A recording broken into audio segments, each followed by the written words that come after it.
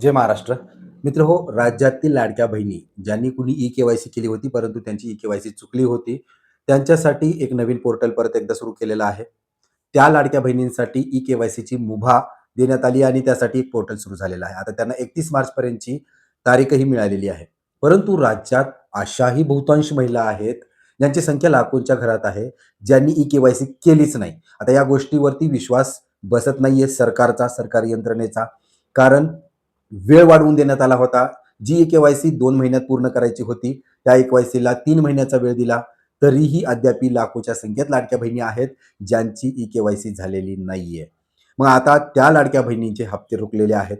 आज जे पोर्टल सरकारनं सुरू केलेलं आहे, त्यावरती ते जाऊन त्यांचं आधार कार्ड टाकून री-के-वाय-सीच्या ऑप्शनमध्ये परत एकदा त्यांचं होईल का? ह्या अपेक्षेनं ई-के-वाय-सीचा प्रयत्न करतायत, परंतु त्यांच्या हाती निराशा लागते. कुठेतरी असा मेसेज त्यांच्या समोर येतोय, की हा आधार कार्ड क्रमांक दुरुस्तीच्या यादीत नाहीये. आत्ताचं जे काही पोर्टल सुरू आहे, केवळ त्याच लाडक्या बहिणींसाठी आहे, ज्यांची ई-के-वाय-सी केली होती, विहित मुदतीत परंतु चुकली होती. मग आता एक प्रश्न उरतोय, की त्या लाडक्या बहिणींचं काय? त्या पात्र आहेत का? तर त्या पात्र होत्याच. त्यांचं चुकलं इतकंच, की त्यांना जी काही वाढवून दिलेली वेळ होती किंवा मुदत होती, त्यातही त्यांनी ई-के-वाय-सी करू शकल्या नाहीयेत. आता त्याच्या अनेक कारणं असतील. पती-पत्नीचं आधार कार्ड लिंक नसेल किंवा आणखीन काही कारणं असतील. परंतु आता त्यांचं काय होणार?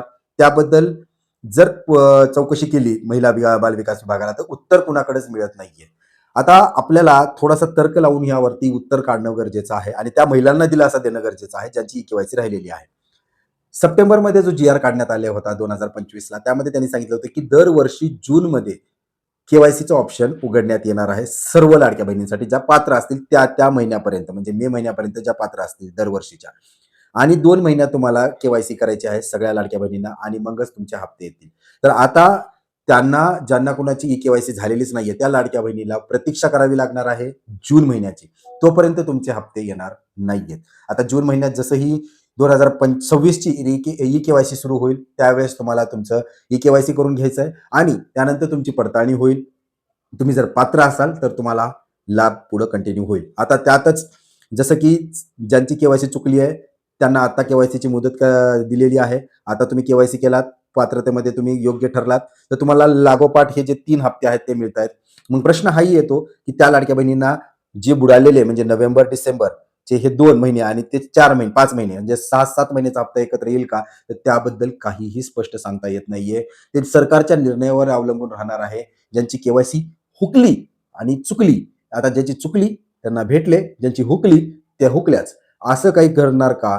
किंवा मग सरकार परत एकदा त्यांना एक चान्स देऊन या मेन प्रवाहात घेण्याचा त्याचा मार्ग मोकळा करेल का? हे येणारा काळच सांगणार आहे. त्यामुळे त्या लाडक्या बहिणींना प्रतीक्षा करणं भाग आहेत किंवा त्याच्या संदर्भात जे काही अपडेट्स सरकारमार्फत येतील, जसं की ज्यांची चुकली आहे त्यांना परत करण्यात यश मिळालेलं आहे, मागणीला यश मिळालेलं. तसंच ज्यांची हुकली आहे त्यांनाही मागणीला यश जर मिळालं, तर तेही मी तुमच्यापर्यंत वेळेतच पोहोचवण्याचा प्रयत्न करेल. त्यासाठी विनंती आहे, चॅनलला सबस्क्राईब करायला विसरू नका.